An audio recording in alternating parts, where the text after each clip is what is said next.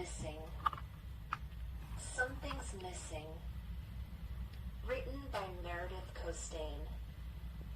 Illustrated by Martin Bailey. Characters. Quentin tends to jump to conclusions and is good at solving mysteries. Jason is a great soccer player. Tammy has a hot temper. Chapter 1. Quentin's new game. Quentin raced off the school bus and ran over to a group of kids playing handball in the playground. "Hi, Tim," he called. "Can I play?" "Sure, if you want," replied Tim, keeping his eyes on the ball. Quentin placed his backpack carefully next to the pile of bags at the edge of the handball court and joined the game. After the game, Quentin walked over to Millie. "I brought Anteater, my new computer game," he said, proudly patting the side of his backpack. "This is the best game ever. It's got heaps more levels than other games. I bet it doesn't have graphics as good as Nightmare 2, said Millie. "Yes, it does," boasted Quentin. 10 times better. And it's harder, too. "Nothing's harder than Nightmare 2, insisted Millie.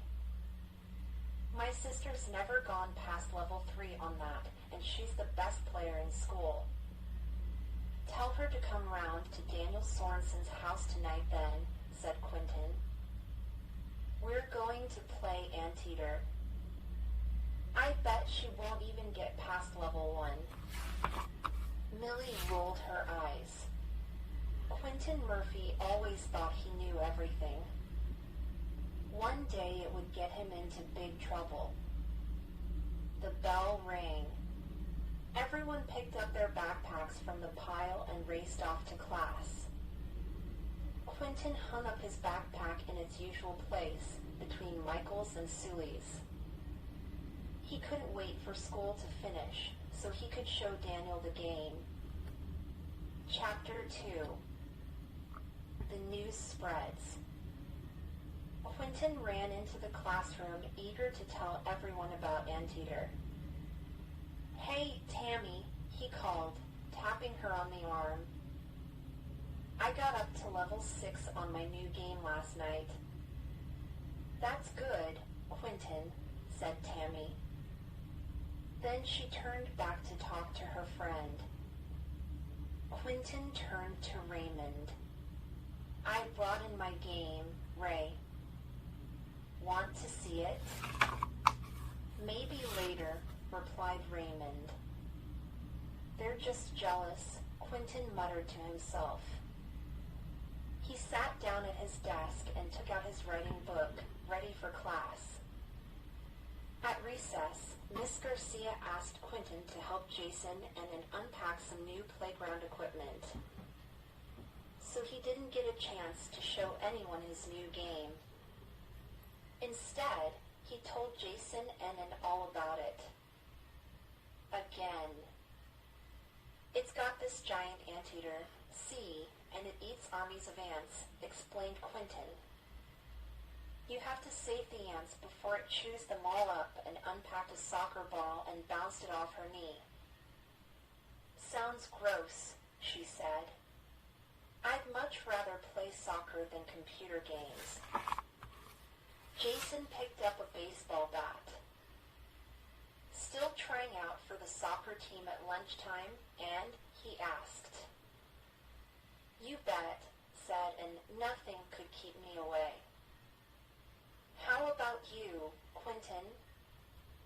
"Nah," said Quentin. "I've got better things to do."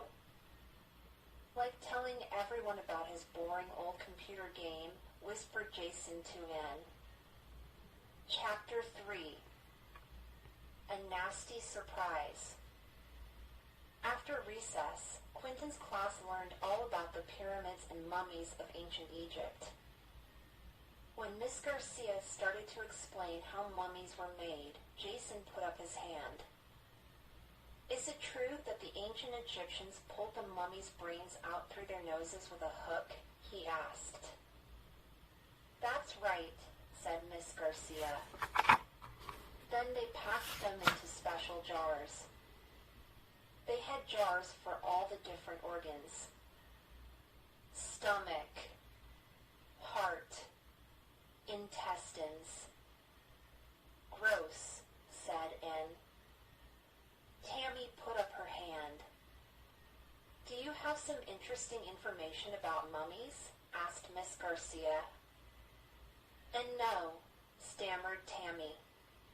I need to go to the toilet. Everyone laughed. That's okay, said Miss Garcia. Off you go. Next, Miss Garcia told the class all about how pyramids were made. She explained that they used secret passages and trapdoors. They were built to stop tomb raiders from stealing the pharaoh's treasure. Miss Garcia was drawing a diagram of a pyramid on the board when there was a knock at the door.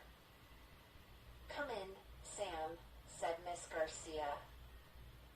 I hope you haven't come to try and steal our treasure. Everyone laughed again. Sam walked over to Miss Garcia and handed her a note. Sorry, I'm late, miss, he said. Sam tapped his swollen cheek. I had to go to the dentist. That's all right, Sam, his teacher replied. Take your seat. Now, I want everyone to open their books to page 56. At lunchtime, Quentin was the first person out the door. Finally, he'd be able to show everyone his new game. When the others saw the graphics on the front of the box, they'd know how good the game was. Quentin stuck his hand inside his backpack and wiggled it around. There was his lunchbox. There was his drink bottle. But where was his computer?